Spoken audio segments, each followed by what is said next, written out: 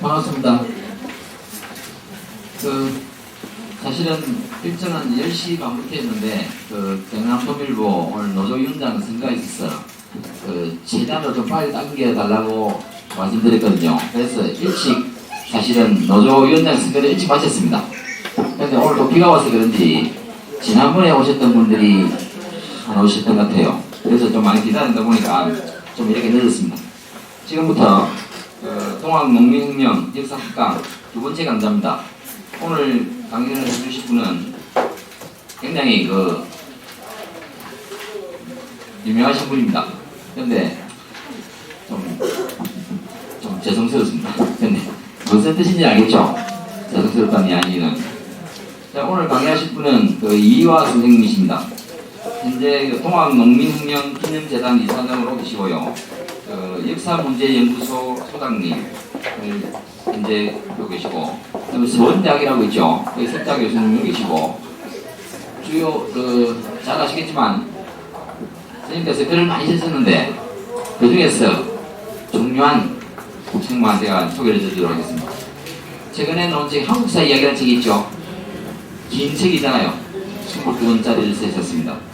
그리고 주로 조선후기 적대사상과 사회변동, 그리고 동학농민 전쟁, 인물열전 등의 많은 저서가 있습니다. 그리고 현재도 많이 되시지만 아직도 전력적으로 활동하고 계시고, 이 지역에 오신 것만 하더라도 마단으로서는 굉장히 영광이라고 생각됩니다.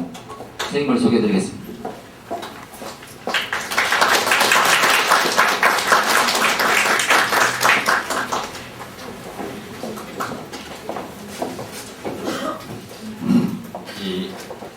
창원 마산 여러분들 만나게 돼서 반갑습니다.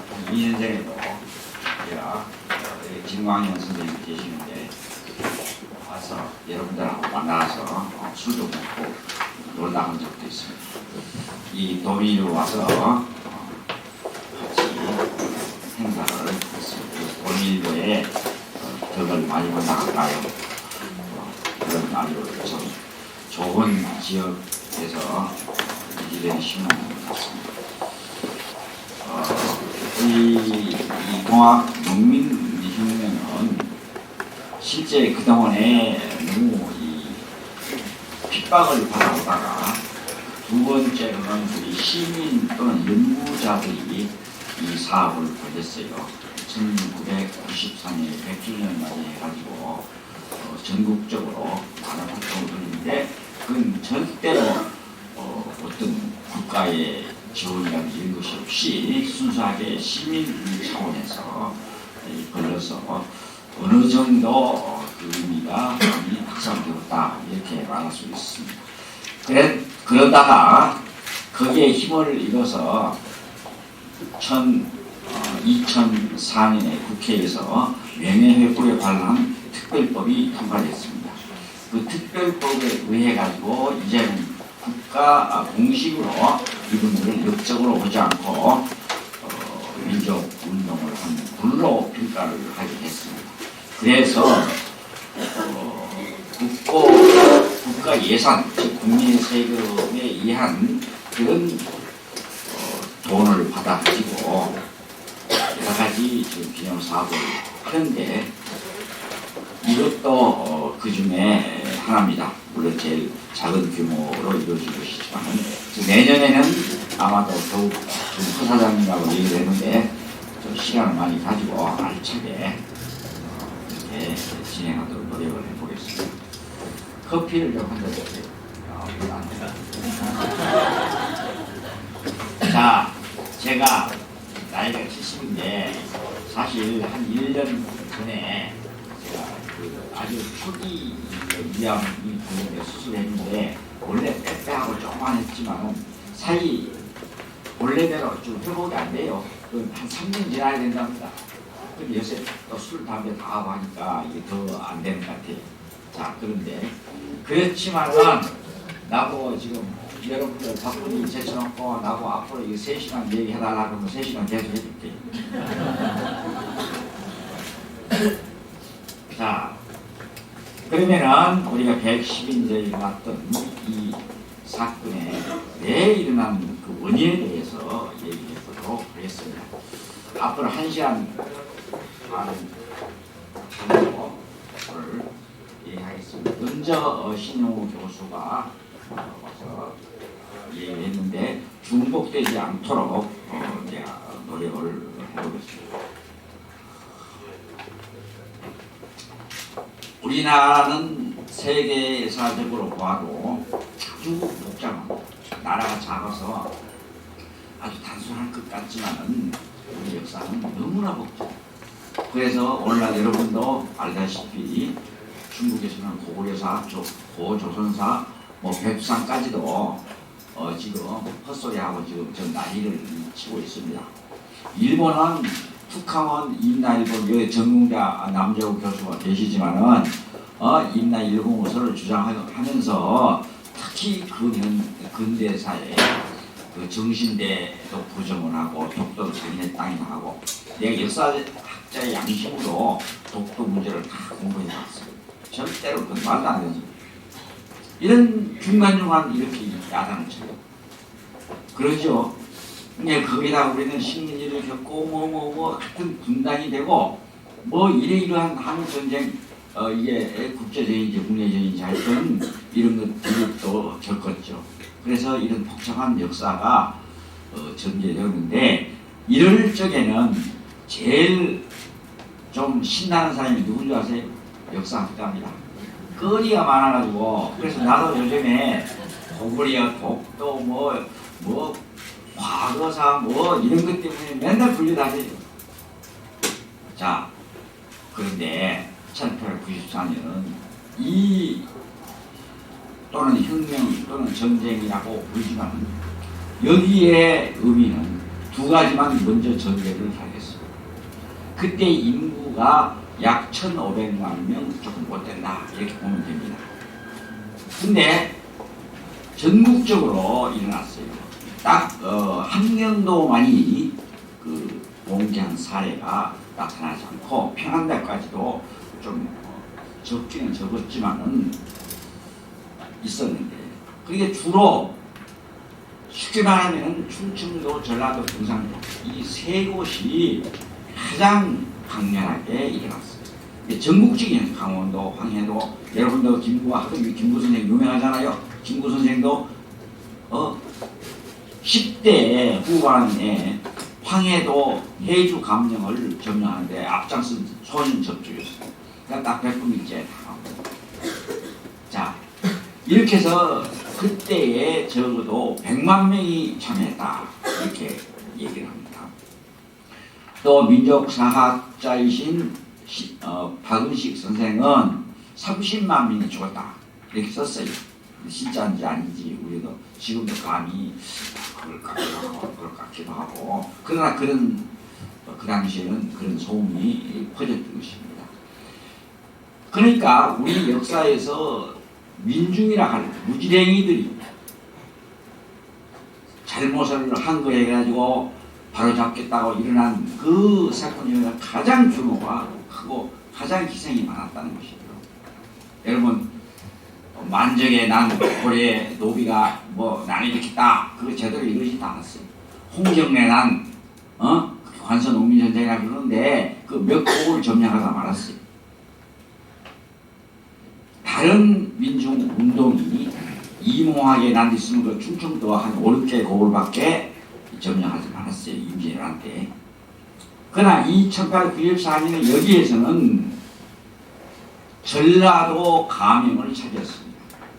전라도 가명이 우리나라에서 그곳 감사가 제일 좋은 자리예요. 지방장관은 왜 언제든지 먹을 것이 많은 곳에 감사를 해야 그 부정을 해먹기도 좋고 다 그런 거예요. 그래서 전라도가 옛날에는 농업 중심 사회였기 때문에 또 바닷가에 오리자리 새, 소금새 이런 것까지도 포함시키면 뺏어 먹을 게 많아요. 그래서 서울 사람들이 원하는 건 아들 나가지고 말이야 전라 가서 3년만 시키자. 그럼 평생 집안 다 먹고 사요. 이런 노래까지도 퍼졌어요. 두 번째 좋은 자리가 평안감사예요. 왜? 평안감사는요 한량들이 오입쟁이들이 그걸 맡으면요 평양기생들이 유명해요. 남남북녀라고. 그래. 그런데 이런 중요한 지역인 전라감정이 농민군의 손아귀에 들어요. 또 뿐만 아니에요. 손아귀에 들어가니까 나중에 집강소를 거기서 만들어가지고 다 지휘를 했어요. 농민 자치라고 할 수 있고 농민 통치라고 할 수 있는. 그런데 저 남쪽으로는 어떻게 했는가? 남쪽 저 경상도 서남 지방에 가장 중요한 묘지가 어디냐면 진주입니다. 거기는 병사가 있어요. 병령이 있고 지역사령관이라 할 수 있는 병사가 있어요. 여기를 농민들이 점령을 했다. 또 이제 중간 지대는 빼들에도 이를테면은 강원도 쭉 올라오면 대관령 넘어서 가장 요지가 어디냐면 강릉입니다. 이 강릉을 또 점령을 했어요. 또 서해 쪽으로는 황해도 감령을 또 점령했어요. 그러니까 이런 중요한 것들이 농민군 손아귀에 들어갔다 하는 것은 독일 농민전쟁이 중세사회에 있었는데 거기도 이 비슷한 양상이 전개됐지만은 이렇게까지 영향을 못 미쳤다 하는 것입니다. 또 그건 그렇고 그건 규모를 얘기하는 것이에요. 그러면 1년 동안에 농민전쟁이 봉기해서 12월 마지막 깨질 때까지 1년 동안 이들은 뭘 했는가? 중요한 것이죠. 정말로 보국 안민 척양 척외 제포 꾸민 광제 창생 이런 사자 성으로 된 구호 슬로건을 내걸고 깃발에다 다 써고 알렸던 것이에요. 그 뒤에 1년 뒤에 우리나라에서 1차 革命이 일어났어요. 왜 일어났냐? 상투를 자르는 단발령을 발표하고 개화정부에서 그때 국모라가 할 수 있는 명성황후 민비가 일본 낭인들에게 시해를 했어요. 이러자 이들이 복수를 하자. 우리 형체를 보존하자. 그래서 복수 보형이라는 깃발을 내걸었어요. 이게 1차 의견입니다. 그런데 복수 보형 이념적 지향이라든지 그 용어의 정서에 담겨있는 그 의미라든지 어떻게 광적 창작했어요. 널리 모든 사람들을 구제한다. 그 다음에 제폭 우민 포가의 정치 부정부패한 배설한치 불량한 양반 이들을 몰아내고 백성을 구제한다. 이게 제폭 우민. 또 보국왕민 나라를 도와가지고 백성을 편하게 한다. 모든 갈등이나 비리를 척결하고 그러죠. 척양측외 즉 서양과 일본이 우리나라의 이권을 뺏어가고 우리나라 주권을 유지하니까 이 세력들을 몰아내자 하는 것이 척양측외였다. 이런 구호를 내걸었던 거예요. 자, 그러니까 많은 사람 자기 살 길을 찾아서 여기에 가려냈던 것입니다. 자, 이제 그 원인에 대해서 이제 다시 돌아와서 설명을 하게 됐습니다. 우리는 여기 이 자리에 안동김 씨도 있고 여흥민 씨도 있을 겁니다.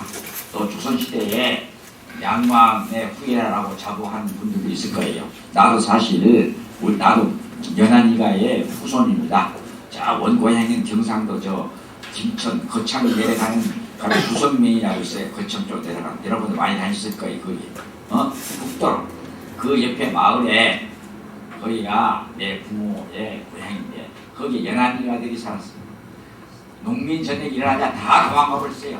친구들, 양반들, 그 우리 집 외갓집 자리도 거기서 다 나왔어요. 그래서 그 사람들이 그래요.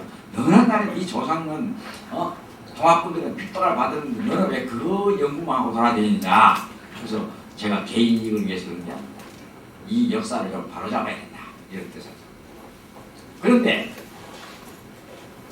왜 제가 이런 얘기를 하느냐 하면은 이 19세기에 들어가자 이 안동기시 양반들이 모든 벼슬을 독점했습니다.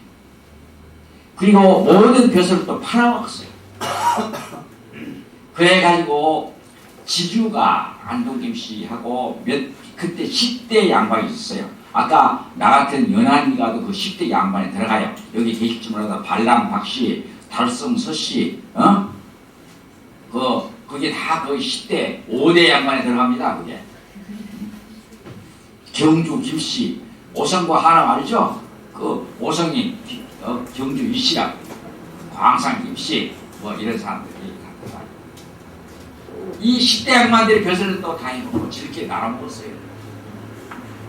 또 그것만 아니에요. 돈을 버려제껴요. 버려제끼는데 옛날에 시골에서 그때 지주가 바로 오늘날 재벌이고 기업이에요. 잉여 생산물을 가지고 땅을 더 사고 하니까 그 경영이죠. 그런데 시골에 천석군, 만석군 있습니다. 경주 최부잣집도 만석군 정도 되는 부자예요. 그러면 이 사람들은 나중에는 인심도 쓰지만은 처음에는요 새끼도 길가에 버려져 있으면 주워옵니다. 왜냐하면 자기 걸음을 갖고 두어면서 집어넣고 오줌을 청하여 남의 집 자체에 갔다 술 한잔 얼굴 하면은 오줌이 매려면 오줌 집에 팍 달려가서 오줌을 싸요. 왜 그러냐?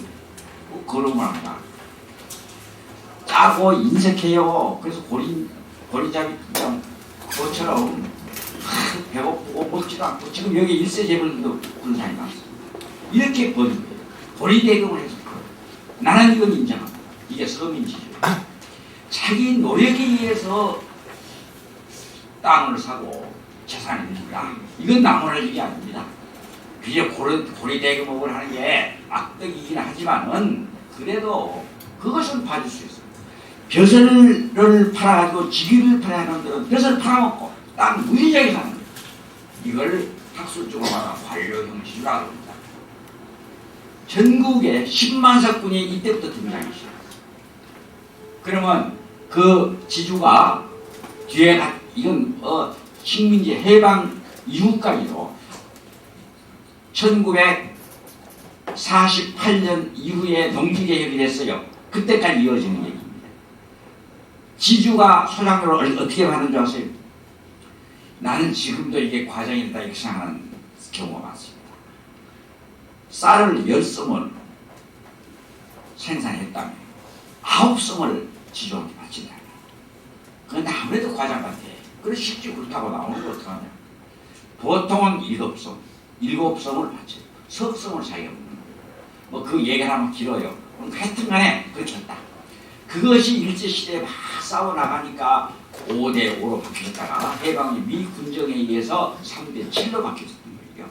그래서 나중에 농지개혁이 바뀌었어요. 여러분 이런 지주 밑에서 살 수 있습니까? 요즘 말로 대입을 하면은 100만 원의 월급을 받는데 거기에 70만 원을 뺏기다. 이게 말이 돼요? 이거? 그런 사회가 제대로 된 사회입니까? 때려야죠. 이렇게 된 것이 19세기부터 시작된 거예요. 정조대왕이 얼마나 참 인권이라든지 업민자라든지 이해해주려고 노심초사해서 부정부패를 없애려고. 근데 정조대왕이 죽고나자 모든 원치 못하겠어요. 한 가지만 예를 들겠어요. 정조대왕이 뭘 고치냐면요.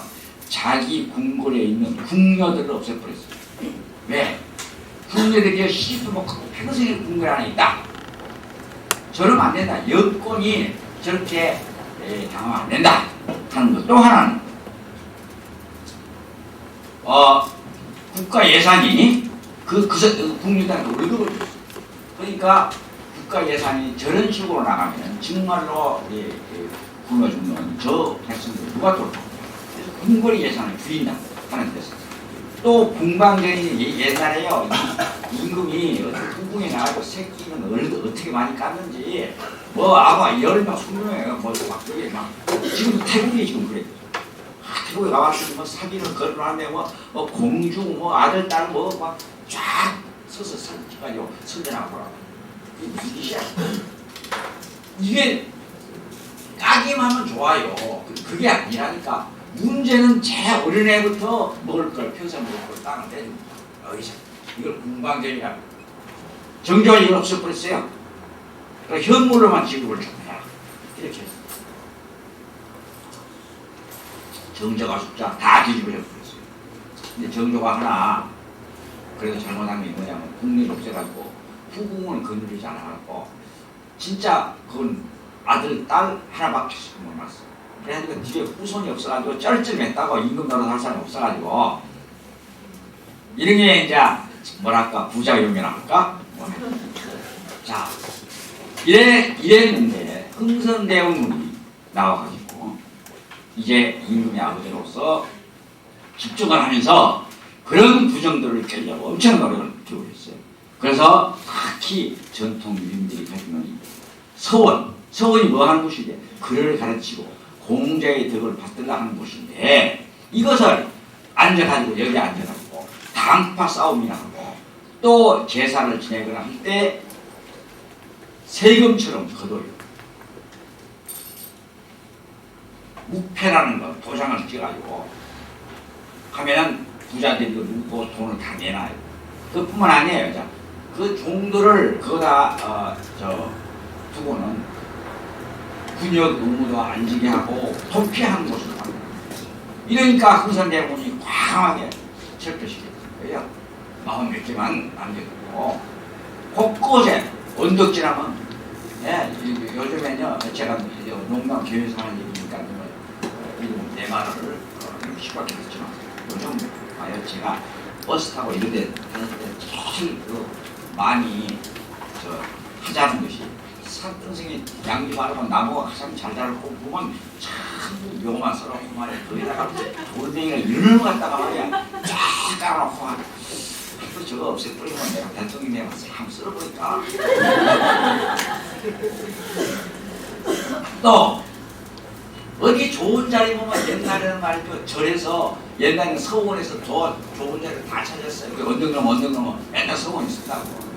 근데 그 뒤에는 또 불교가 돈이 많아서 맨날 절을 갔다 그런 자리에 기다.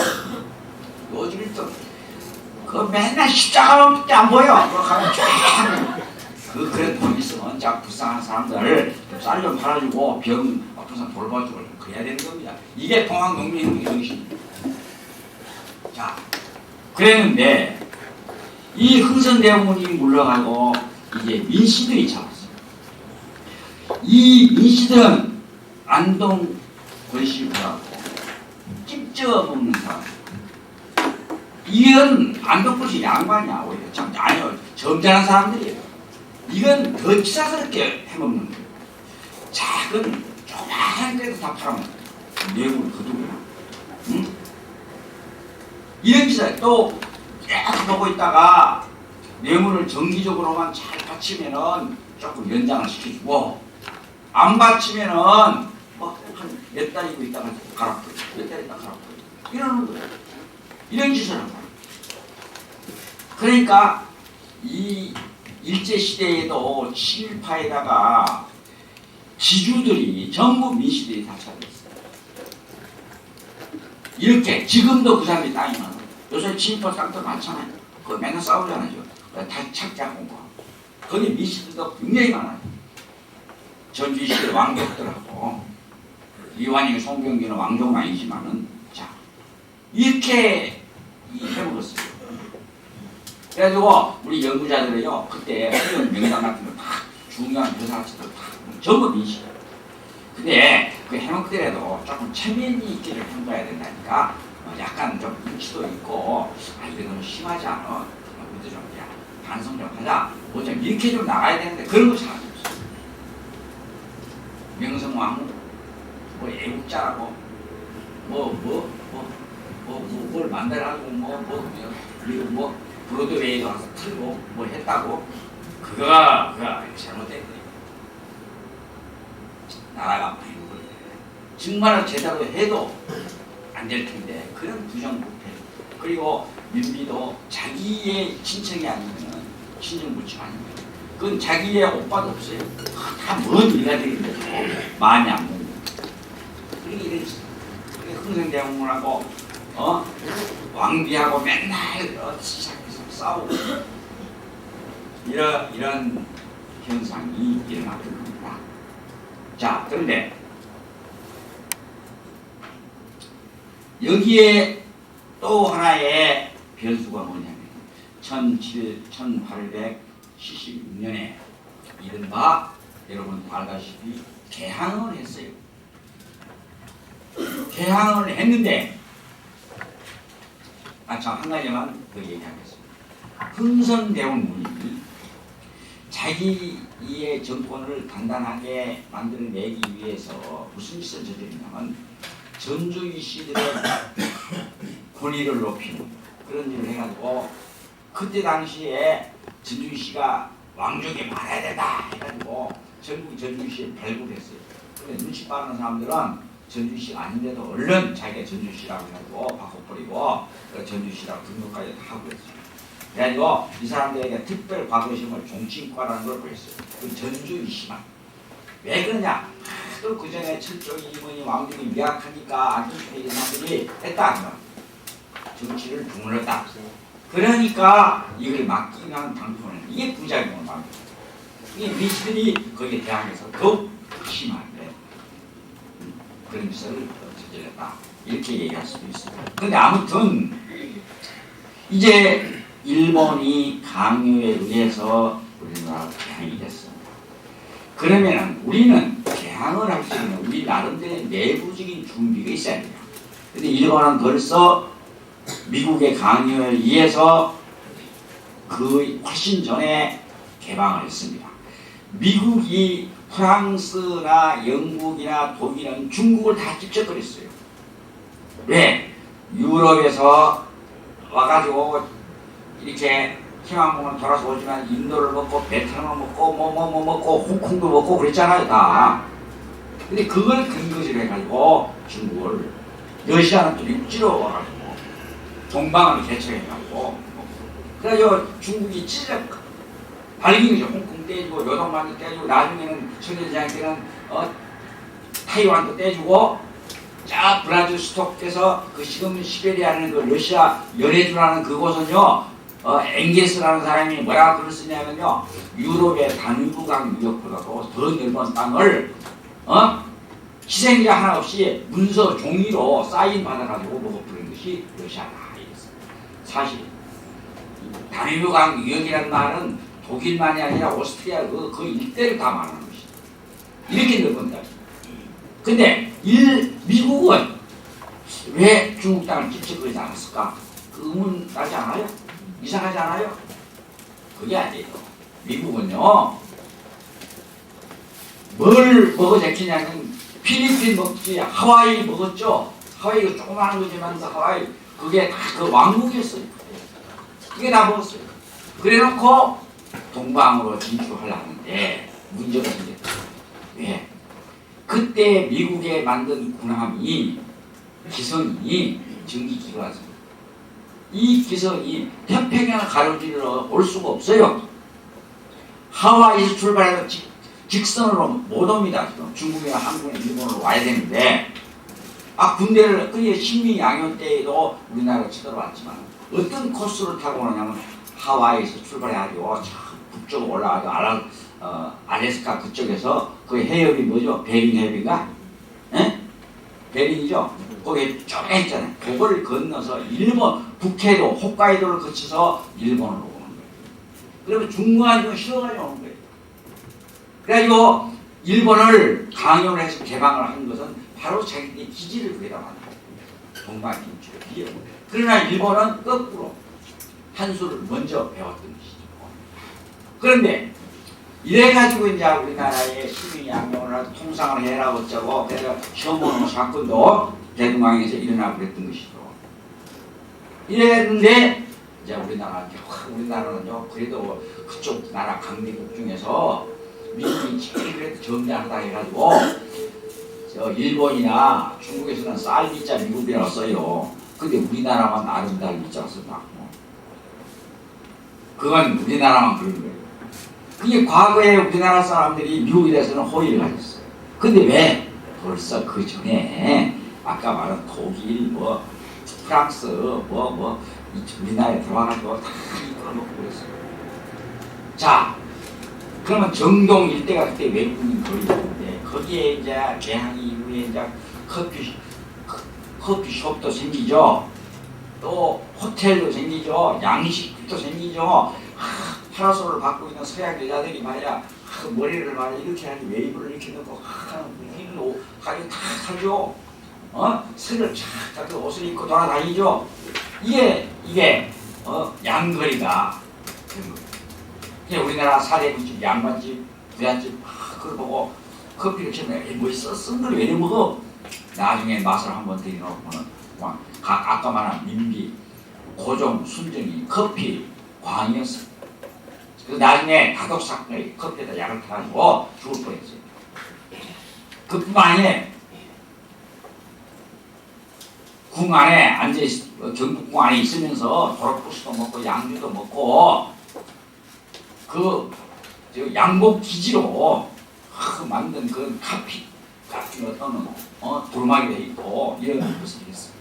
근데 거기다 또 더욱 우리 서민들까지도 못 살게 만드는 것은 영국에서 기계로 짠 산업혁명에 기초되는 게 방적인데 그 기계로 짠 옷감이 바로 우리 목화로 만드는 것인데 그것이 양목, 서양의 포목이라고 해서 이것을 청나라와 일본에서 영국에 직접 사가지고 우리나라에 이익을 더 남기고 우리는 직접 할 수가 없어요.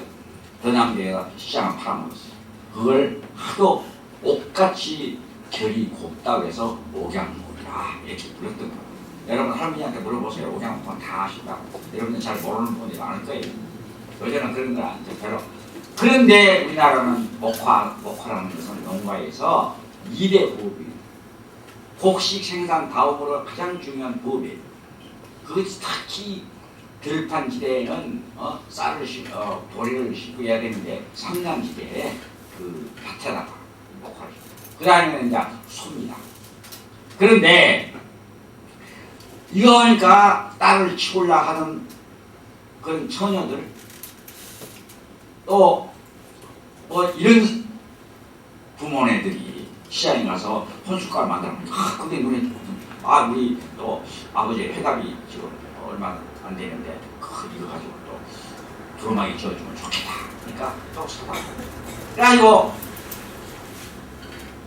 막 사가니까 목화산이 마비가 됐고 농가 경제가 파탄이 일어나는 것이죠. 그래서 1894년 보훈 집회나 원평 집회에도 특히 딱 지적을 해가지고 외국 상품 전반보다도 이 목면 우리 목면은 외국 목면을 거부하자 이런 것을 내걸었습니다. 자, 이것만이 아닙니다. 광산이니 울릉도, 압록강, 안면도 또는 이 남쪽 이 바닷가에 있는 섬에 있는 엄청난 수백 년 묵은 이런 목재들이 있었어요. 이걸 살린 벌책군을 따가지고 일본만이 아니라 러시아 같은 거 막 따가져가서 마구잡이로 배행하는 거예요. 오늘날 우리가 어떻게 합니까? 저 아마존강 유역이라든지 동남아시아 그 밀레지아 인간의 목재를 우리가 수입하잖아요. 그 사람들이 한국 목재를 다 배가. 뿐만 아니라 이제 광산, 문산, 금광이니 뭐 이런 거, 뭐 탄광 같은 건 돈이 안 되는 것까지는 금광. 우리나라 금광이 그때 당시에 지금 우리나라 지하자고 다 가둬놔 버렸어요. 뭐 꼭 그때 탓만이 아니지만은 북한만 좀 남아 있어요. 그런데 금광은 특히 바닥에 나옵니다. 금광은 세종대왕이 개발을 못 하겠어요. 나라에 부으니까 후손들한테 물려줘야 된다. 그래서 중국이 금을 요구할 때 우리는 금 없다. 그래가지고 뭐를 바꾸냐면 금보다 더 좋은 게 뭔지 아십니까? 가서 로비를 한 거예요. 인삼이다 말이야. 산삼. 이게 삼봉어야 이게 지시령의 불로장생약이야. 이걸 먹지 뭘 금을 자꾸 달라 그러냐. 그래서 그 인삼을 갖다가 바쳤어요. 이런 금광. 이걸 서양 사람들이 이권을 다 차지하고 개발한 것이죠. 우리나라 노동자를 쓰잖아요. 우리 노동자 가서 일을 합니다.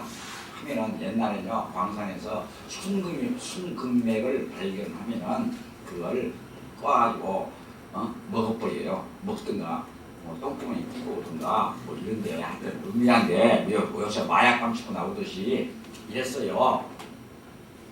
그런데 그걸 서양 기술자들이 다 그냥 알고 있기 때문에 다 치고 있다가 순금 중량 쫙 나오면 금맥이 나오면은 딱 뛰어가지고 너 다치 다 물러가라고 손 대지 마라. 너 다치. 그러니까 한국 노동자들이 보고 순금맥이 노다지라는 것이구나. 그래서 노다지라고 부르더라. 영어 말이 변형된 것이야. 이렇게 말이 돌 정도로 그 사람들이 그 입원을 다. 또 특히 일본은 무슨 짓을 짓습니까? 쌀을 입도 선멸을 해가지고 미리 돈을 줘요. 그래가지고 쌀이 수확이 되면 그걸 다 걷어가버려요. 그뿐만 아니에요. 미씨들과 결탁을 해가지고 이운사라는 그런 운수회사를 만드는데 거기에 새우까지도 미씨들이 빼돌렸어요. 팔아먹었어요. 전부 자료에 다 나옵니다. 그리고 우리나라 사람이 서양 배를 일본에서 배를 빌려왔는데 청나라나 이런 빌려왔는데 이 운전을 할 줄 몰라요. 기술이 없어. 그게 일본 사람들이 그걸 다 하는 거예요. 이것들이 전부 결탁이 해가지고 전부 감시자를 권하고 정보를 제공하고 이랬던 거예요. 그런데 그런 공식적으로 쌀을 가져가는 건 말고 일본에서 여기에다 보면 비누, 구리무, 크리몰 그때 구리무 이런 것들, 분 이런 것들 우리 그 옛날 우리 할머니 나도 어릴 때 우리 어미도 옛날 산에서 동백기름 같은 거 바로 그랬죠. 그런데 이제 이런 기름, 물감 거기 물감은 식물성이 아니죠. 그때는 벌써 이런 화학 물감을 대로하서 시장에다 팔기도 하고 도부상구를 통해가지고 시골 다니면서 팔아요. 그럼 어떻게 하는지 아세요? 농촌에 들어가면 여름에 시집갈 그 나이쯤 16, 7 되는 아가씨들은 일을 그래도 아무리 농촌에서도 가난하고 뭐 일꾼이 없어도 일을 많이 안 시켜요. 그래가지고 집에 혼자 있다가 뭐 바느질하고 뭐하고 시집갈 준비하고 있는데 도부장소 가서 말이야 앉아 물 한 잔 주시오. 그럼 앉다 말이 앉아서 뭐만 이거 맡아봐. 하면 뒷냄새 맡아보고 크리고 한번 찍어 발라봐요. 하고 바로 냄새 기가 막히거든. 이런 게 어디 있는가 봐. 그러니까 사람 돈이 어디 있어요. 저 뒤에 저거 깨 있잖아. 한 말만 해. 주면 이거 줄게. 그러면 앞뒤에 생각 안 해. 무조건 그냥 그거 갖다 주고 나중에 혼나고 말고 그런 게 문제가 아니야. 이것을 일정한 지역에서 이렇게 한국하죠. 일본에 가면 일본 오사카에 있는 근대 공장이 지금도 거의 공장이 많고 노동장이 많고 이들에게 우리에게 가져간 쌀을 공급해줘. 공장 노동자. 또 일본에 그때 신식 군대를 계속 양성하는데 어디든지 군대를 양성하면 먹을 것이 있어요. 불량기가 있어요. 이것을 또 우리나라 쌀만이 아니라 콩이고 뭐고 깨 같은 걸 같이 기름 짜고 이렇게 이랬다.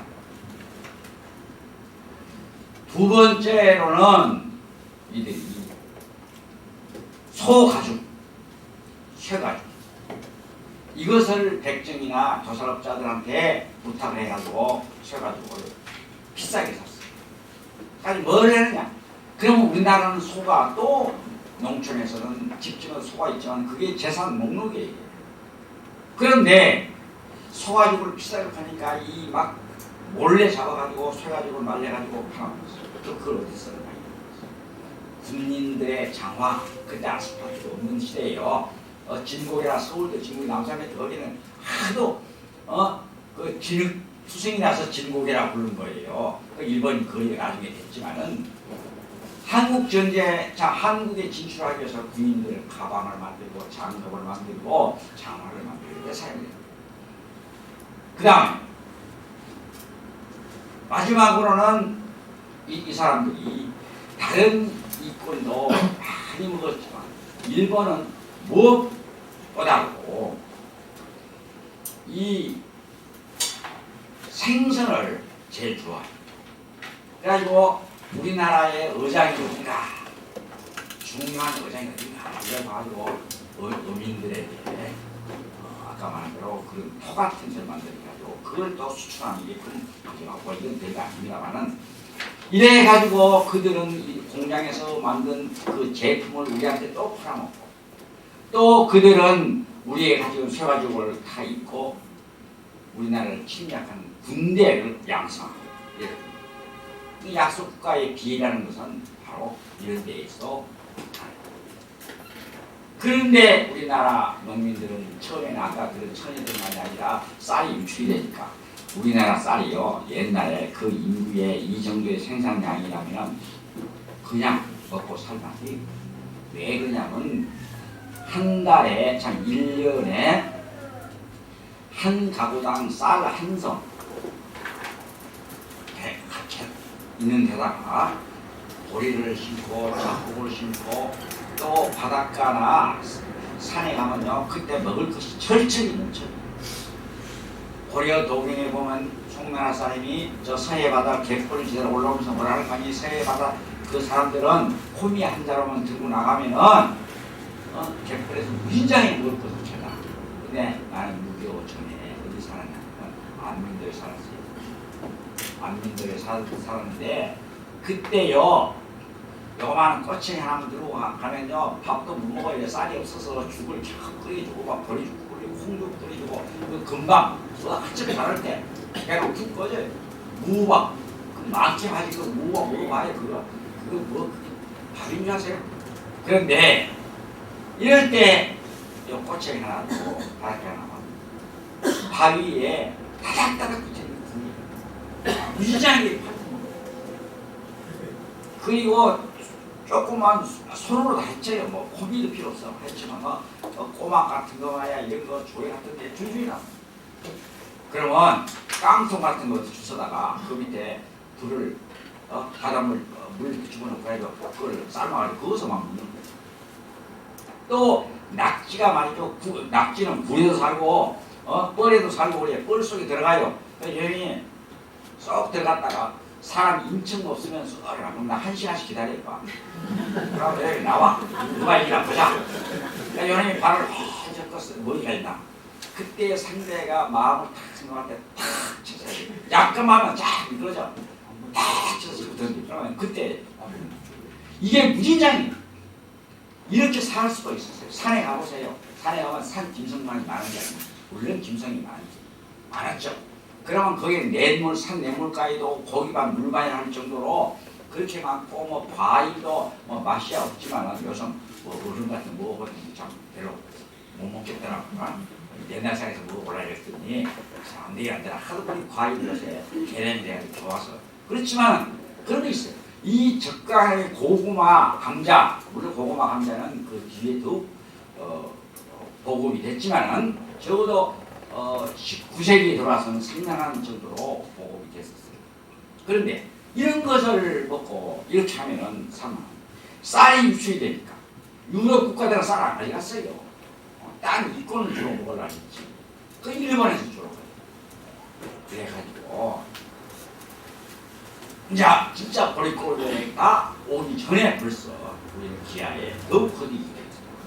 옛날에 보릿고개는요 늘 있는 것일 수도 있지만 주로 흉내들이나 이런 게 있었는데 이때는 그 흉내이 아니라 풍리들 쌀이 유출이 되니까 결국은 자기 우선 꽃감이 달다고 해서 막 먹지만은 결국은 자기들의 생존 조건인 양식을 다 외부로 유출시키고 자기네 정작 자기 자식은 굶는 이런 사태가 가속도로 벌어집니다. 자, 이것이 개항 이후에 나타난 여러 현상입니다. 여기에다가 또 하나가 어떤 문제가 있냐면 아까 미국이 조금 낫다고 그랬는데 이 통상조약을 강요를 하는 거예요. 야, 우리 조건 요새 이렇게 내가 그 문제를 조건 앞두고 이 자리에서 그런 얘기가 어떤 사람하고 필요하다고 어떤 사람도 그 농민들 때문에 안 된다. 그러나 그 당시에 우리 통상조약은 우리나라는 일본이나 유럽 나라들하고 관세 조약을 맺은 거예요. 이 절대로 우리에게 불이익하지만 맺습니다. 우리 것이 나갈 때에는 이 수출할 때는 관세를 아주 적게 받고 들어올 때에는 또 많이 내는 그런 이중 구조가 돼가지고 우리의 경제적인 불평등 관계가 계속 일어납니다. 외교 관계도 마찬가지입니다. 청나라와 일본이 청나라는 과거에 지들은 다른 나라한테 다 땅도 떼주고 다 하면서 엉뚱한 데 가서 성을 내 우리나라 와서 뭐냐면 지가 종주국이다 깔보면서 지들 군대를 갖다 풀어놓고 이모군란도 일으키고 그 이후에 청일전쟁도 여기서 일어났잖아요. 이런 짓을 하고 일본은 그 청나라가 이를 종주국이라 하니까 이제 오늘날 세계는 종주국이 없다. 그리고 조선은 어디까지나 중립국이라 한다. 청나라도 기울지 않고 유럽 나라도 기울지 않고 일본에도 기울지 않고 이런 주장 그렇게 보면 그럴듯하죠. 그것은 이쪽으로 평양에 있는 것을 가운데 끌어놓고 여기서 길이 끌어가려고 이 견인 작전이 이런 주장을 하니까 미국이라든지 일본하고 가까운 그런 쪽들은 그걸 지지합니다. 그러니까 우리나라가 주권이 뭐 지금 정신 못 차리죠. 더 뒷시기에 또 연장적인 얘기를 하면 보세요. 갑신정변 때는 일본 군대를 동원했는데 그래가지고 결국은 청나라 군사가 가지고 깨졌어요. 이무군란 때는 또 청나라 군대가 일본 군대를 몰아내고 청나라 군대가 대원군을 윤폐시키고 이래 또 이제 동학농민전쟁 당시에는 일본 군대와 청나라 군대가 다 들어와가지고 이 나라에서 남이 나라에서 청일전쟁을 벌려가지고 일본 군대에 계속 부리가지고 그래가지고 아시아를 대륙을 식민지로 만드는 그런 발판 전진기지로서 이 우리나라 주권이 이입니다. 그런데 아까 말한 국내의 사람들을 부정하고 양반에다 들고 말이야. 맨날 족보나 들고 말이야. 우리 몇 대들고 누가 했어. 우리 할아버지는 무슨 대소를 했어. 이런 것만 내 속으로 자랑하고 앉아있으니까 이제 꼴이 어떻게 되겠느냐 그 말이야. 사실은 우리나라가 요즘 양반 다 깨졌어요. 조건이 요즘은 괜찮아요. 그죠? 그런 거 끌어안고 살아야지 맛이 나지. 없다 그러면 그렇긴 해요. 뿌리 같은 걸 찾는 것도 제도 족보 찾는다는 게 또 사람 족보 찾는 게 나쁠 건 아니야. 그걸 가지고 물어먹으려는 게 문제다. 그죠? 특검을 시켜가지고 아무튼 이런 19세기의 동학농민전쟁이 일어나기 이전에 이런 사태가 일어나요. 여기에 또 하나의 중요한 문제가 개지되어 있어요. 그게 뭐냐 하면 아까 양반 얘기했죠. 배수라트 얘기했죠. 옛날에는요. 산토라든가 여러분도 다 아실 거예요. 배수라치가 이러지 하면 청도에서 올려가라 이렇게 소리를 질러요. 쳐서 그러면 일반 평민들은 아무리 오늘처럼 비가 오는 이 칙칙칙칙한 바닥이라도 끊고 엎드리고 지나갈 때까지 기다려요. 그리고 양반이 혹시 담뱃대를 물고 말을 타고 지나가면요, 그 평민들 지나가는 평민들은 어떻게 다 지나갈 때까지 또 절을 하고 기다리고 있어요. 백정이나 노비나 이 종들이 상전한테 또는 관가에서 무슨 알려줄 일이 있을 적에는 아무리 비가 와도 마루 밑에 마당에 무릎을 꿇고 앉아서 말을 해요. 뿐만 아닌가요? 여자들은 출입할 때 나갈 적에 난 이슬람권 다른 것 무엇보다도 부끄럽습니다. 여성들 옷을 그렇게 입는 것 그 자체가 난 인간 모독이라고 여권을 말살하는 도구라고 그런 관습이 아니에요. 관습이 잘못되면 고쳐야 되는 거예요. 우리나라 여성들도요 나갈 때 장문 시작까지 쓰개를 씁니다. 그리고 남자가 나타나면 말도 물론 못하고 외면하고 또 얼굴 안 보여야 돼요. 손님 와서 남자 보면 나가서 접대해도 간접 화법으로서 외부의 손님이 자기 친구들을 찾아갔어요. 찾아가서 자기 친구 놓고 부인 혼자 있어요. 직접 어디 갔습니까? 이런 말을 못하는 거예요. 그러니까 뭐라 하는 거 아니야. 그 종교가 아무도 없는데 누가 왔다고 여쭤라. 그 부인은 또 뭐라 하는 거예요. 누가 어디 나갔다고 여쭤라. 종을 가운데 앉혀놓은 것처럼 얘기를 하는 거예요. 이런 남녀 부분의 문제도 있을 거니와 뿐만 아니라 제일 중요한 건 도대체가 그때 16, 17대에 시도를 합니다. 이게 정령이에요. 남자는 한두 살 적어요. 그런데 여자가 한두 살 적어요. 나중에 어떤 사건이 나냐면 여자가 10살 이상 차이가 나는 그런 어린애를 일시켜요. 그 목적이 딴 데 있는데 일시키기 위해서. 그러니까 한 18, 9살짜리 처녀를 데리고 와서 결혼을 맞이하면 한 10살짜리, 9살짜리 10년 차이 되는 그 아들하고 결혼을 시켜놓고는 참 일부러. 그것도 별게 아니야. 일부러 먹다 했다 그렇다 하시죠.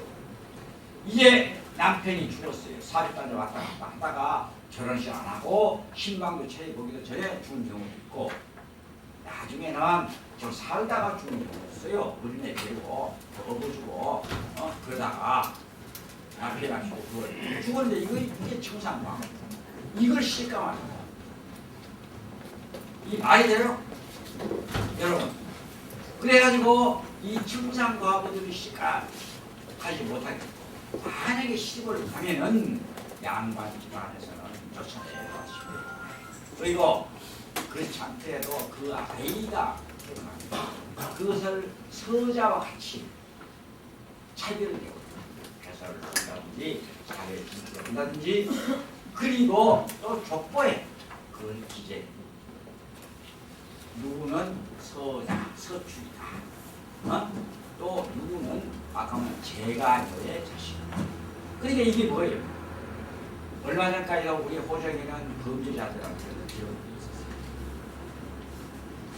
또 조선 식민지 시대에도 조선 총독부의 호정에 보면 백진, 도한, 평민, 양반 이런 게 다 표시가 됐어요. 요즘 그런 없었죠. 그런데 이것과 마찬가지로 족보에 그런 표시가 났습니다. 이게 얼마나 그 서자만이 아니라 서자만이 아니라 서자의 아들, 딸, 대대로 그걸 자자손손이라고 경국대전에 자손이라고 써있는 걸 해석을 어떻게 풀어붙이냐면 자손하면 아들과 손자 이렇게 되는 거다가 주석에다 뭐라 하면 자자손자 아들마다 아들마다 손자가 손자가 이게 대대로 본인 당대에서 부익을 받는 것도 문제거든요. 그 자손 대대 이걸 서울이라고 부르죠. 한 가지만 또 여기 유명해서 경주에 이시들이라고 유명한 양반 집안이 있습니다. 아시는 분은 알아요. 그게 앞에 말 앞에 내리개가 있어요. 아주 몸도 건장해서 그 옆에 노인들이 참 노인다 다리도 보니까 그러니까 뭐라는 거 아니 그 노인이더라고. 자네는 어디 사시오? 어디 사시오? 그거 서자. 그러면 나 말 놓겠네. 그러니까 이 청년이 말하면 그럼 나는 손 놓겠네. 이렇게 뭐랄까. 아무튼 그만큼 말 하나까지도 차별을. 그러니까 백정이나 아까 그걸 말할 것도 없고 거기다가 이제 노비들은 어떤 짓이 벌어졌냐면은 다 도망가 버려요. 그게 저항입니다. 1802년 공노비가 해방이 돼요. 해방이 되는데 왜 해방이 됐냐면 조정에서 풀어졌냐. 명단에는 종이 다 있어요. 근데 딱 현재 허가는 없어졌어. 그건 뭐냐면 종은 관가의 메인 종들은 무보수로 밥이나 얻어먹고 일을 빼빠지게 했다.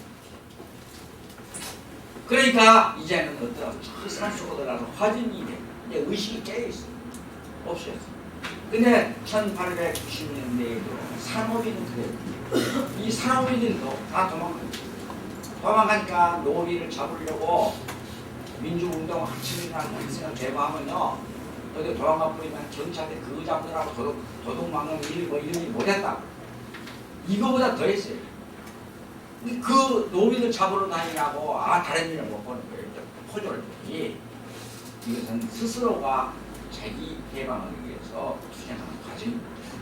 그런데 문제는 거기에 이 노비들도 자손 대대로 세습자로 하게 돼 있어요.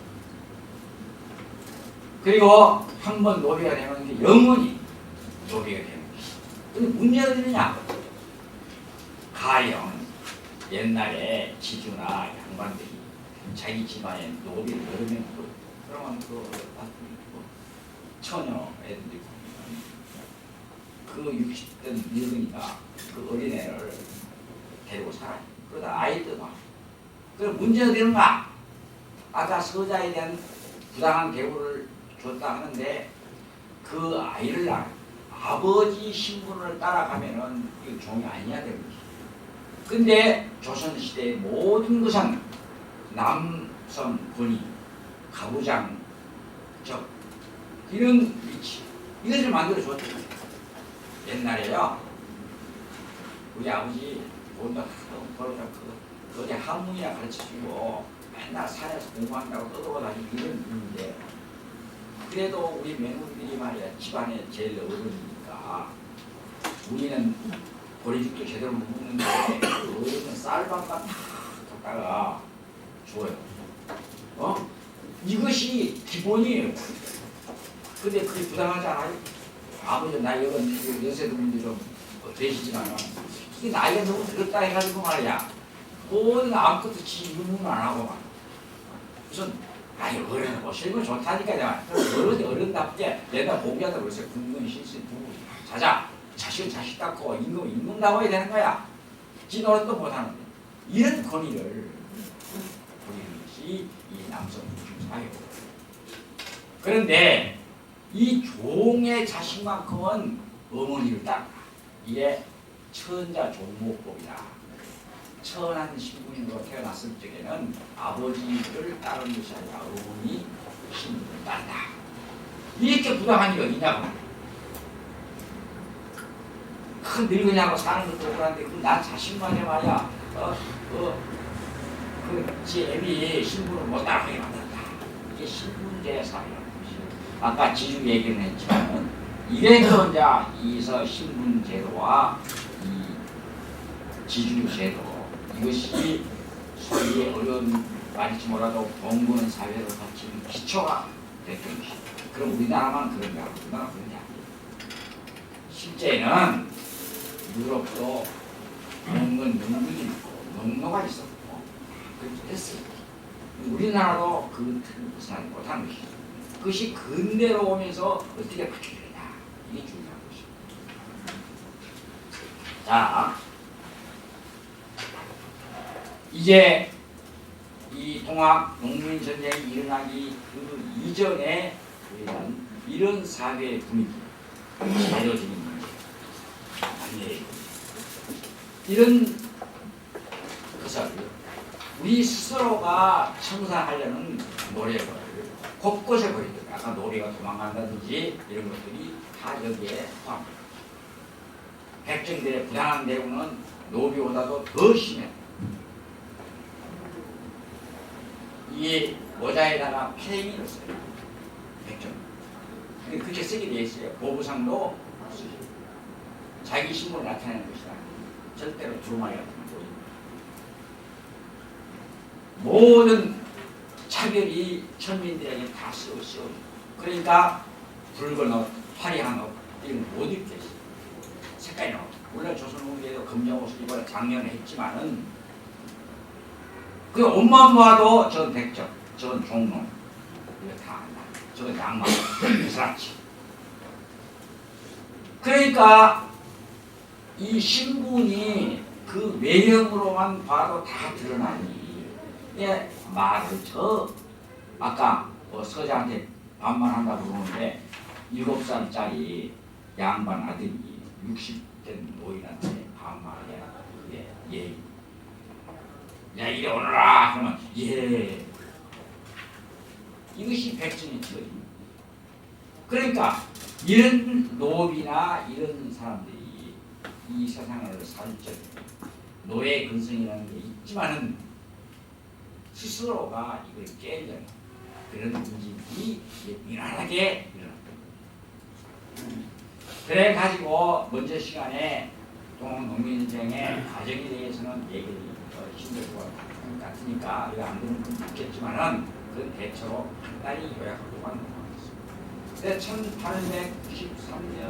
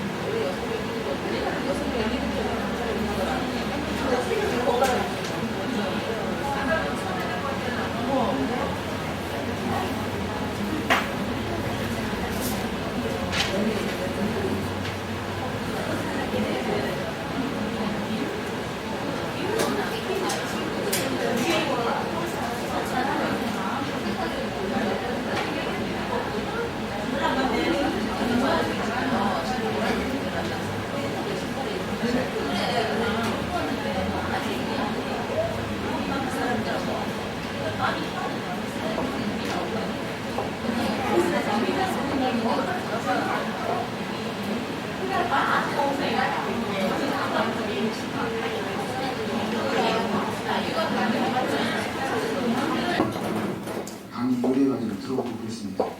그래서 사실 이쪽 부분에 대해서 잘 아는 건 아닙니다. 아무튼